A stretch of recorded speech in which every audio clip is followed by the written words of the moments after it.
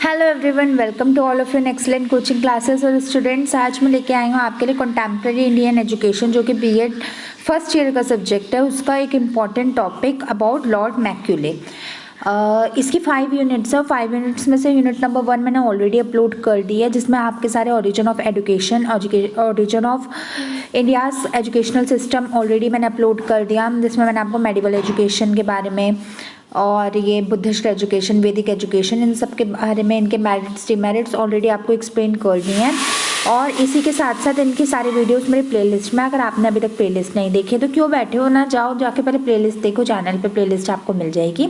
और कोई डाउट हो तो मेरे से पूछ लेना। तो ये हमारा आज का टॉपिक है। जो हम आज डिस्कस करेंगे वो है लॉर्ड मैक्यूलेज मिनट। पहले हम देख लेते हैं लॉर्ड मैक्यूले कौन थे, क्यों आए थे और क्या उनका कंट्रीब्यूशन था हमारे इंडियन एजुकेशन सिस्टम में। तो lord Macaulay came to India in June 10, 1834। Date याद रख लेना, और अगर डेट एग्जैक्ट ना हो सके तो 18th सेंचुरी तो रख ही लेना। लॉर्ड मैक्यूले इंडिया में आए थे 1834 में as the law member of the governor general's executive council. किस रूप में आए थे? As a governor general executive council. वह एग्जीक्यूटिव काउंसिल के रोल में आए थे, के रूप में आए थे। And was appointed as the president of the committee of public instructions. और जैसे वो आए तो गवर्नर जनरल एग्जीक्यूटिव बन के थे, लेकिन उसके बाद उन्हें प्रेजिडेंट बना दिया गया था पब्लिक इंस्ट्रक्शंस कमिटी का। He was entrusted to settle down the dispute between the Orientalists and Anglists in 1834. He submitted his famous minutes in February 1835. 1834 में वो हमारी कंट्री में आए और 1835 में उन्होंने अपना मिनट का मतलब अपना एक एज अ डॉक्यूमेंट, जो वो रिफॉर्म्स चाहते थे वो डॉक्यूमेंट्स अपना पास करवाया फरवरी 1834 में to the council, which was approved by lord Bentinck and a resolution was passed in March 1835. अब इन्होंने अपना मिनट पास किया। जैसे आज भी अगर आपको कोई चीज़ में चेंजेस लाने होते हैं या आपको कोई बदलाव लाना होता है तो सबसे पहले मिनिस्ट्री ऑफ गवर्नमेंट के पास, अथॉरिटीज़ के पास आप अपना प्रस्ताव लेके जाओगे। वो अब उसे एग्री करे या ना करे वो उनकी मर्जी होती है ना। तो आप लेके तो अपना उनके पास जाओगे, जैसे आप उनके पास लेके जाओगे तो उसके बाद ही तो ये डिसाइड हो पाएगा that whether your concern must be passed on और नॉट। तो लेकिन उनका जो अप्रूव किया था वो लॉर्ड बेंटिक ने पास किया था और उनका रिजोल्यूशन पास हुआ था मार्च 1835 में। तो आपको इसका इंट्रो पता चल गया। अगर आपके पास ये क्वेश्चन आया 16 मार्क्स का तो सबसे पहले आप लिखोगे लॉर्ड मैक्यूले कौन था, इंट्रोडक्शन अबाउट लॉर्ड मैक्यूले। ठीक है, जब आप ये लिख लोगे तो उसके बाद फिर आपको इसके बाद आपको लिखना है उन्होंने हमारे क्या क्या कंट्रीब्यूशन दिए थे। What was the contribution of Lord Macaulay in education system. देखो, that first the great object of British government ought to be the promotion of European literature and science amongst the native of India। उस time में जब Britishers रहते थे तो उनका main मकसद था कि अपनी जो ब्रिटिश यूरोपियन लिटरेचर है उसका प्रमोशन करना, मतलब यूरोप का जो लिटरेचर था उसे इंडिया में प्रमोट करना। और साइंस, दो चीज़ों का कंट्रीब्यूशन करने में हमेशा ब्रिटिशर्स आगे रहते थे। एक तो यूरोपियन लिटरेचर को और दूसरा साइंस को among the natives of India के पीपल्स में, इंडिया के लोगों के बीच में। All the funds appropriated for the purpose of education would be best employed on English education alone। वो कहते थे, मतलब लॉर्ड मैक्यूले ने कहा कि जितना भी हमारा फंड जनरेट होता है एजुकेशन के लिए वो सारा का सारा सिर्फ और सिर्फ इंग्लिश को पढ़ाने में लगाना चाहिए। और इंग्लिश भी कौन सी इंग्लिश? भी ब्रिटिशन इंग्लिश, यानी यूरोपियन इंग्लिश, हमारी इंग्लिश नहीं, यूरोपियन इंग्लिश को प्रमोट करने में सारा पैसा एजुकेशन का उस पर लगाना चाहिए। ये पहला उनका कंट्रीब्यूशन था। वैसे तो सारी ब्रिटिश गवर्नमेंट यही चाहती थी कि यूरोपियन लिटरेचर और साइंस पढ़ाई जाए, बट इन्होंने तो कुछ ज़्यादा ही कहा था कि जो पैसा हो, जो फंड हो, वो सिर्फ और सिर्फ यूरोपियन कल्चर पे ही, इंग्लिश लिटरेचर पे ही लगना चाहिए। ठीक है। Second point, all the existing professors and students at the institution under the superintendence of the committee shall continue to receive the stipends, but no stipends shall be given to any student that may hereafter enter at any of this institution. क्या मतलब हुआ इस बात का? इस बात का मतलब हुआ कि जितने भी सारे प्रोफेसर्स थे, है ना, all the existing professor and the students, जो भी सारे प्रोफेसर थे और जितने भी सारे स्टूडेंट्स थे, जो भी जिनको भी स्टीपेंड मिलना चाहिए था, मतलब जो भी उनको उस टाइम पर नॉलेज मिलती थी, जो भी उनको उस टाइम पर सैलरीज मिलती थी, जो भी उनको नॉलेज मिलती थी, उनको रोक के इंग्लिश लिटरेचर को प्रमोट करने के लिए उन्होंने कहा था। थर्ड उनका कंट्रीब्यूशन था, the government fund were not to be spend on the printing oriental works. उन्होंने कहा था कि जो गवर्नमेंट का पैसा है वो प्रिंटिंग ओरिएंटल वर्क्स पे नहीं लगाना चाहना चाहिए और इसके बदले में किस पे लगाना चाहिए, इंग्लिश लिटरेचर पे। Fourth, all the funds at the disposal of the government would be henceforth be spent in imparting to Indians a knowledge of English literature and science।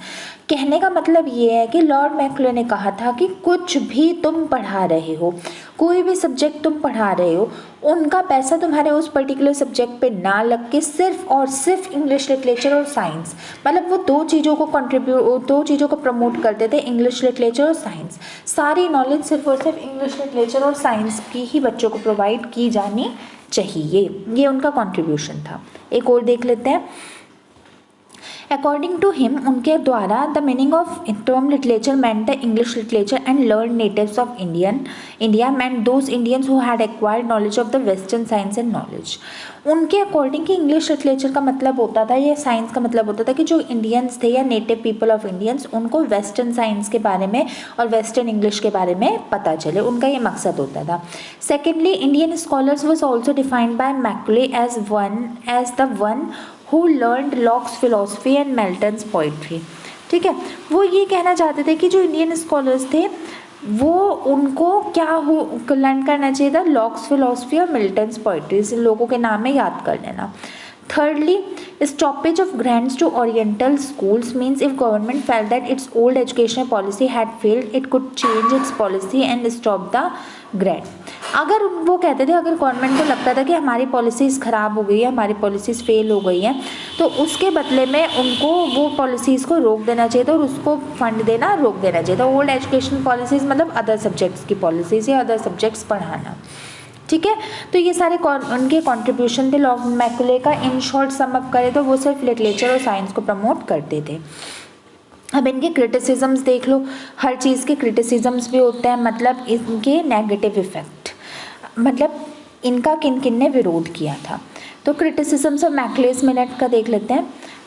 मैकॉले's claim about English as the only medium of instruction can not be justified. Macaulay ने कहा था कि सारी पढ़ाई जो बच्चा करे वो सिर्फ इंग्लिश को ही करे या इंग्लिश लिटरेचर को ही अपना बेस माने, दैट वाज नॉट जस्टिफाइड। बात भी सही है, माना English is one of the most important subject, but ऐसा तो नहीं हो सकता ना कि सिर्फ और सिर्फ इंग्लिश पढ़ो और कोई सब्जेक्ट पढ़ो ही ना, तो then that was not justified. वो उनकी बात बिल्कुल गलत थी, जो उनका पक्ष था।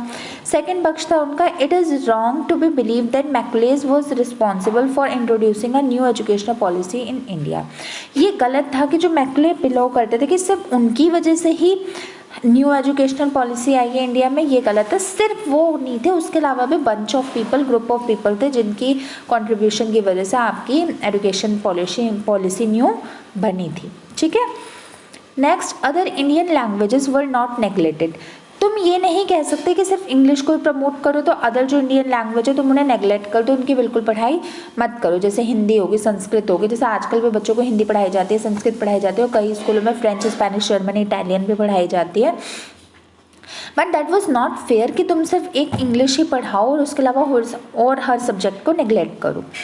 Next, his downward filtration theory proved to be more a failure for Indians। इनकी डाउनवर्ड फिल्ट्रेशन एक थ्योरी थी जो इंडिया के लिए फेलियर बन चुकी थी, इंडिया के लिए ठीक नहीं थी। ये पॉइंट इतना इंपॉर्टेंट नहीं है, आप बस ये पॉइंट्स लर्न कर लो कि other Indian languages were not neglected. It is wrong to believe that Macaulay's was responsible for introducing a new educational policy in India alone। और मैकॉले's claim about English as the only medium of instruction cannot be justified। ठीक है, तो ये हमारे मैकॉले's minute था और मैंने आपको ये बताया कि इनका क्या इंट्रोडक्शन था, क्या कंट्रीब्यूशन था, क्या क्रिटिसिज्म था। चलो कंक्लूजन देख लेते हैं अपने क्वेश्चन का। लास्टली वी में conclude that under the influence of English education Indians came in contract with the western political systems, experience the democratic practice and becomes conscious about their duties and responsibilities for future. ये बात बिल्कुल सही है कि English education के touch में आने की वजह से जो इंडियंस थे उन्हें वेस्टर्न पॉलिटिकल सिस्टम की नॉलेज हुई थी, उन्हें एक्सपीरियंस कॉन्फिडेंस गेन हुआ था, उन्हें डेमोक्रेटिक प्रैक्टिस करने को मिली थी और वो कॉन्शियस हो गए थे अपनी ड्यूटीज़ और रिस्पॉन्सिबिलिटीज़ के बारे में। It help Indians to achieve success after the departure of English people. इससे जो इंग्लिश में बूस्टअप हुआ, आज भी देख लो, आज भी हर सेक्टर में इंग्लिश का कितना दबदबा है। और इसका जो कहते हैं ना थोड़ा बहुत क्रेडिट जाता है वो सारा ब्रिटिशर्स को, लॉर्ड मैक्ले को जाता है, क्योंकि उन्होंने ही पहले इस कल्चर की तरफ अपने बहुत ज़्यादा जागरूकता बढ़ाई थी और उन्होंने इंडियंस को, नेटिव इंडियंस को इसकी तरफ लगन लगाई थी। ठीक है, तो ये हमारा था एक long question, explain the contribution of lord Macaulay's minute in education system. Long question आता है, 16 मार्क्स का आता है। इसका कोई कुछ भी क्वेश्चन है, मैं आप पहले इसका इंट्रोडक्शन लिखोगे, फिर इसका कंट्रीब्यूशन लिखोगे, फिर इनके क्रिटिसिज्म्स लिखोगे, फिर कंक्लूजन लिखोगे। मीन्स जितना मैंने आपको अपने वीडियो में बताया आप उतना लिखोगे, then you will definitely get score 16 on 16 marks और 16 on 15 marks in your examination. तो चलो, that's all for today's video. We have completed one long question in our this video. If you have any doubt regarding any point, then please let me know, tell me in my comment section. I will surely answer your each and every comment very very soon. Thank you so much for watching my video. Stay connected with Excellent Coaching classes by subscribing my channel as well as pressing the bell icon in order to never miss any new update. Thank you so much. See you soon. Goodbye. Jai Mata Di.